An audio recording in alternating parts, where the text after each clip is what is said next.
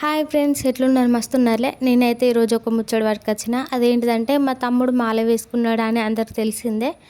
అందుకని last day అయితే విరమాలకైతే పోతారు కదా అందరూ స్వాములు కలిసి. ఆ రోజు ముచ్చట ఇది కొంచెం లేట్ అయింది. ఇక వీరమాలకైతే ముందు రోజు అన్నీ ప్రిపేర్ చేసుకున్నాం. మేమైతే హనుమానికి తెల్ల జిల్లెడు పువ్వులు అంటే ఇష్టం కదా, అందుకే పూలమాల అయితే కట్టాను. అలాగే తమలపాకుల దండ కూడా కట్టాను. ఇది నెక్స్ట్ డే స్వాములు అలాగే భక్తులందరూ అయితే హనుమాన్ టెంపుల్కి వచ్చారు. ఇదే మా ఊరి హనుమాన్ టెంపుల్. ఇక స్వాములందరికీ పొడి భిక్ష పెడదామని అందరూ ప్రిపేర్ అవుతున్నారు. పొడి భిక్ష అంటే బియ్యం, తమలపాకు, అరటిపండు, మనకు తోచినంత డబ్బులు, అలాగే పోక ఖర్జూర పండ్లతో అయితే పొడి భిక్ష పెడతాం. మీరు ఎలా పెడతారో కామెంట్ చేయండి.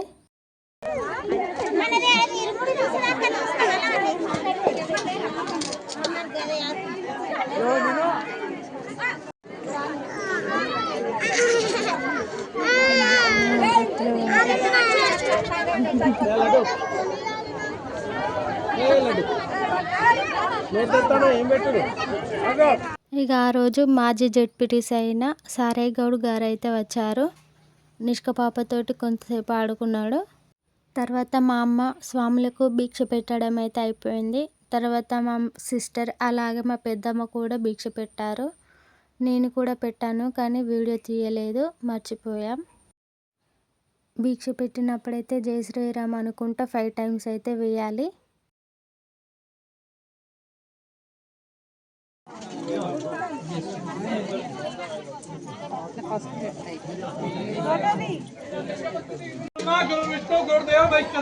గురు సాక్షాత్ పరబ్రహ్మ తస్మై శ్రీ గురువే నమః. గురువును గౌరవించకుండా మనం ఎన్ని కార్యక్రమాలు చేసినా నిష్ప్రయోజనం. ఎందుకు నిష్ప్రయోజనం అంటే, మీరు చాలా మంది నాకు 2-3 ఏళ్ళ నుంచి అప్పటి నుంచి కూడా నేను వింటూనే ఉన్నా. ఏమని అంటే, ఈ అయ్యగారు స్వామి ఆఖరికి వచ్చి కలుతలేడు, మమ్మల్ని ఎందుకు కలుతలేడు అని. మిమ్మల్ని నేను కలవాల్సిన అవసరం నాకు ఎందుకు లేదంటే, గురువు అనే వాళ్ళు శిష్యుల దగ్గరికి వచ్చి కలవడు, శిష్యులు వచ్చి గురువు దగ్గరికి కలుసుకోవాలి. ఏమన్నా అంటే, అయ్యా మేము 10 రోజులు మాల వేస్తున్నాం, మీరు ఒక 10 నిమిషాలు మీరు వచ్చి నాకు ఇంత 2 నిమిషాలు ఉపన్యాసం వేయండి, మీ యొక్క మంచి మాటలు మాకు చెప్పండి, మీరు ఏ సమయంలో వస్తారో చెప్తే మీ అందరూ సమయం సిద్ధంగా ఉంటామని. కానీ మమ్మల్ని కలుస్తారంటే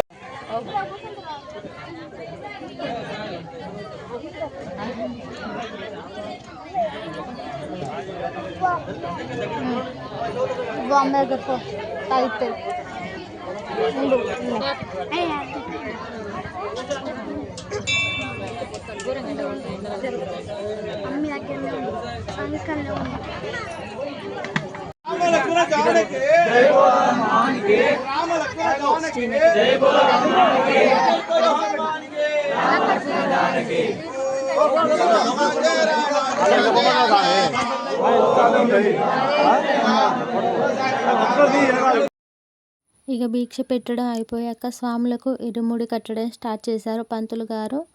ఫస్ట్ కన్యాస్వాములకు కడతారు. కన్యాస్వాములు అంటే ఫస్ట్ టైం మాల ధరించిన వారు, కానీ కొందరు పెళ్లి కాని వారును కన్యాస్వాములు అనుకుంటారు. కాదు, ఫస్ట్ టైం మాల ధరించిన వారినే కన్యాస్వాములు అంటారు.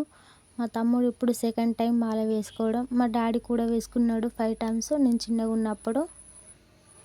ఇరుముడి కట్టిన తర్వాత జై శ్రీరామ అని 3 times చుట్టూ తిరిగి హనుమాన్కి దండం పెట్టుకొని పక్కన కూర్చుంటారు.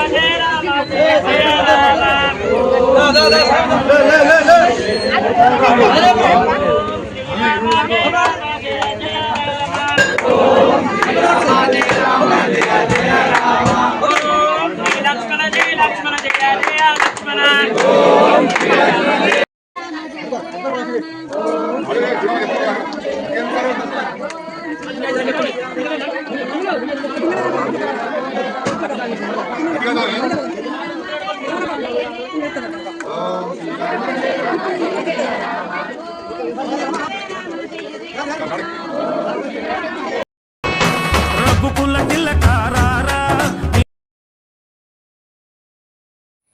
ఇక ఇరుముడి కట్టడం అయిపోయిన తర్వాత శివాలయంకి అయితే వెళ్తారు.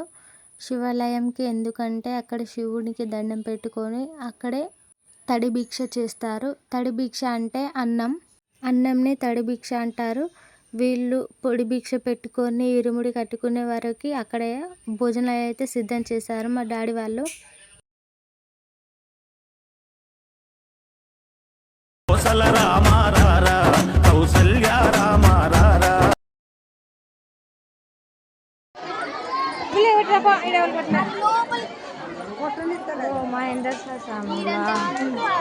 సరే వాళ్ళ తమ్ముడు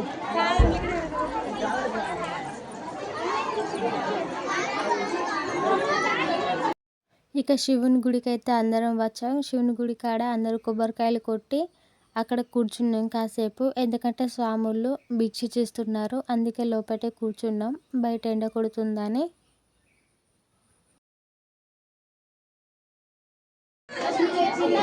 చెప్పు నంది చెవులు చెప్పు, ఇక్కడ మాట్లాడు. జయ జయ పంచనాలు. ఓం నమ శివాయ, ఓం నమ శివాయ.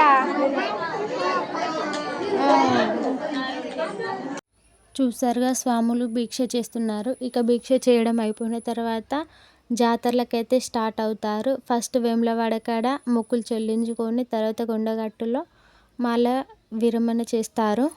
మాల తీసిన తర్వాత నెక్స్ట్ డే అంటే హనుమాన్ జయంతి రోజు అయితే ఇంటికి వస్తారు.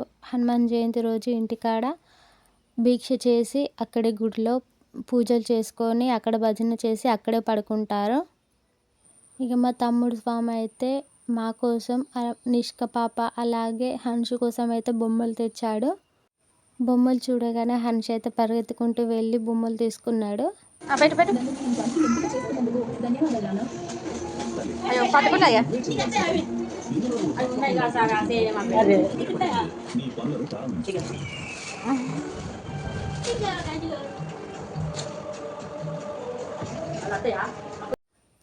మా తమ్ముడు స్వామి అయితే నిష్క పాప కోసం అయితే గాజులు తెచ్చాడు. గాజులు చాలా చిన్నగా ఉన్నాయి, పట్టట్లేదు అస్సలకే.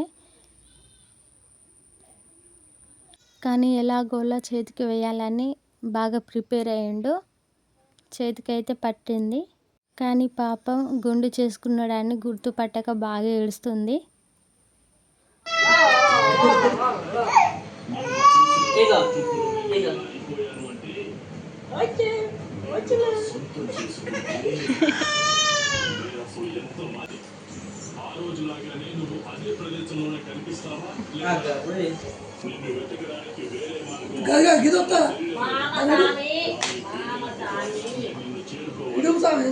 ఓకే ఫ్రెండ్స్, ఈ వీడియో కనుక మీకు నచ్చినట్లయితే లైక్ చేయండి, షేర్ చేయండి, అలాగే నా ఛానల్ అయితే సబ్స్క్రైబ్ చేసుకోండి. Thanks for watching.